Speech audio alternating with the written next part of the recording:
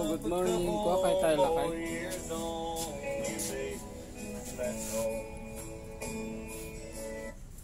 Ito, binuko si partner. Motor ng polis. Hello lakay. Okay. Hello, good morning. Ayan yung bago niyang ginagawa. Okay. So, tignan po natin pagkatapos niya. Pag natapos na yan, papakita natin dito. Tignan natin, may bago tayong i-wiring. Tignan muna natin itong nanganitatang. Minsan daw, siguro magpapalistro dito kaya papakumpleto niya to. Maraming hindi pwede sa wire niya. Pasumpo-sumpong daw. Minsan gumagana yung mga wiring niya, minsan hindi. Tuloy-tune up na rin. Tsaka itong mga o-ring niya, yung kondisyon natin kasi sunog. Tune up pa natin. Tsaka wiring. Ito. Tignan natin kung anong sira.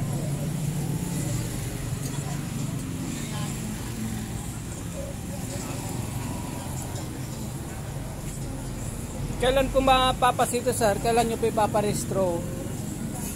Basta matapos lang, parestro ko na sir. Pagkatapos? Matapos lang mga siguro this week din pagkat maayos na lang.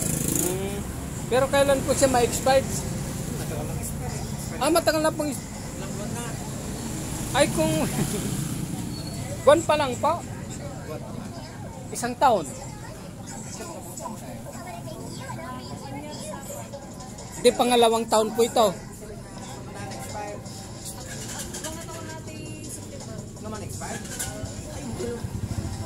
September. Hintayin nyo na po ng September. Hintayin nyo na po kasi kapag paparestro kayo ngayon, paparestro nyo ulit sa September. Oh. Kaya hintayin nyo ng September. Sayang din. Siya rin ang babayaran. Madudoble lang kayo. Matagal na pala na-expected sir. Ito namang isa nireklamo niya, nag-overflow daw. Ito. Pero wala naman tayong makitang overflow kasi mahirap magkalag kung walang sira.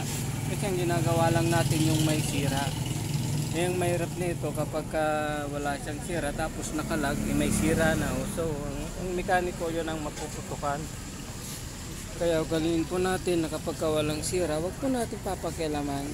Hayaan na po natin para hindi po sumakit ang ulo kasi mahirap po pag magkaroon tayo ng sakit ng ulo, siya pang dagdag sa problema natin.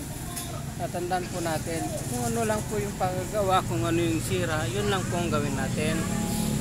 Gaya po nito, kanina pa nakabukas, wala naman pong nag-overflow, pasumpo-sumpong lang po yung overflow niya. Kung ako po tatanungin, kasi kung minsan kapag kapasumpo-sumpong po ang overflow ng karburador, hindi ko na po binubuksan yan kasi lalalo lang po yan. Apo. Sa akin po, iwan ko lang po sa iba yung mga magagaling na mekaniko na pwede pang gawin yan, sa kanila po yun. Pero sa akin po hindi ko na po ginagalaw kasi sakit po ng ulo, lalalo lang po lalala yung sakit. Para sa akin po, sa akin lang po kasi nadadagdagan yung hangin. Opo. Yan. Kaya antayin po natin hanggang mamaya, hanggat ginagawa ko itong motor ni sir. Yan, wiring tsaka tune up yan. So kondisyon natin payo natin sa kanya. Hintayin na niya ng September kasi sayang yung kanya.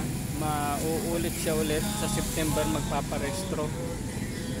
Okay, sana mapakiusapan natin siya na sa susunod na lang siya magparestro. Hintayin niya yung buwan niya. Sila tatay.